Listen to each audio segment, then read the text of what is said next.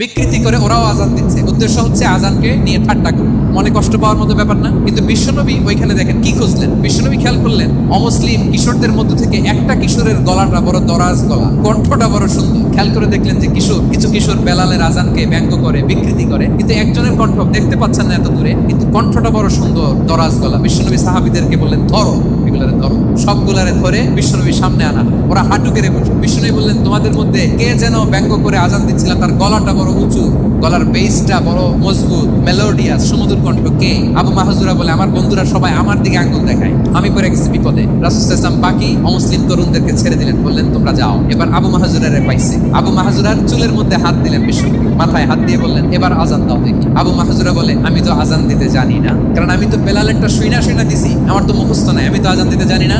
বিশ্বনবী বললেন জানো না, তাহলে আসো আমি তোমারে শিখাই দিই। সুবহানাল্লাহ। আবু মাহজুরা হাঁটু গেড়ে বসে বিশ্বনবীর মুবারক হাত